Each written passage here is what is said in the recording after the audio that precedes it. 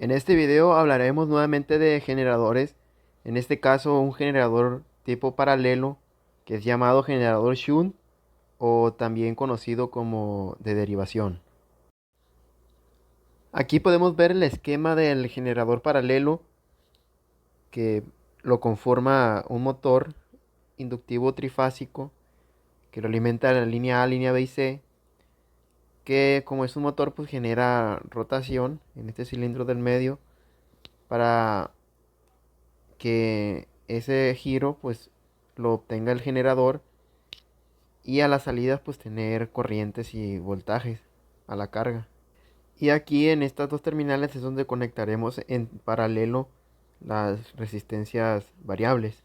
Y bien, pues aquí se muestra el circuito equivalente, esta parte equivalente a nuestro generador, y estas tres nos representan las resistencias variables que nosotros colocaremos a la salida, que en este caso nuestras resistencias variables serán unos cautines que tenemos en el laboratorio.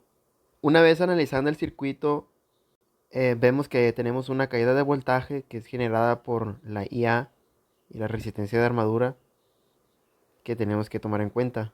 Y como en este caso estamos hablando de un generador paralelo, pues esto se refiere a que el campo va a estar en paralelo con el rotor, y al estar en paralelo se generan dos corrientes, que es la IF y la IL, porque generamos un nodo. Y pues indicamos la salida del voltaje que está señalado aquí por VT. A este lado tenemos estas ecuaciones que nos han surgido en el análisis del circuito. Podemos ver que el voltaje inducido es igual a la corriente de armadura por la resistencia de armadura más el voltaje en terminales, que esto es dado por una malla, que es la malla externa, podría decirse, en donde se encuentra el generador. También tenemos la IF que está indicada aquí con esta flecha, que sería la fórmula sería el voltaje en terminales sobre la RF, porque está en paralelo con el voltaje en terminales. Entonces tomaríamos el voltaje en terminales como el que hay en esta misma línea. También tenemos el caso de la corriente A, la IA, que se ve que es una suma de la IL más IF, porque en este nodo aquí, pues la corriente se divide en él, y pues una suma es el resultante de esta corriente. Una hipótesis clara va a ser que al nosotros conectar las resistencias variables, aquí el voltaje en terminales se nos va a ir cayendo.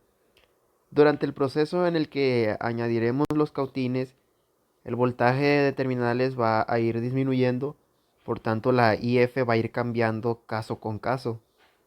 Y esto pues lo calcularemos con la fórmula ya mencionada. Siguiendo con la práctica, ahora lo haremos físicamente en el laboratorio de electrónica, y ocuparemos lo mismo que en la práctica anterior, que es el generador y el motor, y que en este caso es un motor inductivo trifásico, y los multímetros para realizar las mediciones. Iniciamos con el proceso de medición, agregando las cargas, que en este caso esta conexión nos va a permitir agregar los cautines que nos generarán una carga. Y pues aquí ya conectamos el primer cautín, y vemos que nos genera el generador nos genera una corriente de 0.92 amperes, y tenemos el voltaje en 108.5. Aquí ya conectamos el segundo cautín y vemos que la corriente ha aumentado a 1.5 y el voltaje ha disminuido a 86.3 volts. Aquí está conectado ya el tercero y vemos que sigue aumentando los amperes, mientras que el voltaje va disminuyendo. Tenemos 1.6 amperes y en el voltaje tenemos 70. Ya conectando la cuarta carga, tenemos los amperes en 1.47 y el voltaje en 51.2. Y ya por último, para analizar el voltaje en terminales y la corriente IL, vamos a tomar las mediciones que realizamos. Le vamos a organizar en esta tabla que para cada voltaje pues tenemos una corriente. Observamos ahí que en 126 volts tenemos 0 amperes, que es cuando está en vacío. Y la segunda que es 108.6 volts, que nos corresponde a 0.92 amperes. La siguiente igual, 86.7 volts, 1.5 amperes.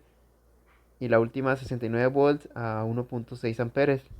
Una vez que ya tenemos los voltajes en terminales y las IL en la tabla, lo que nos resta es graficarlo de esta manera para obtener el comportamiento de este generador, que podemos ver que en este caso el comportamiento pues es de que a medida de que aumenta la corriente el voltaje va disminuyendo, va cayendo.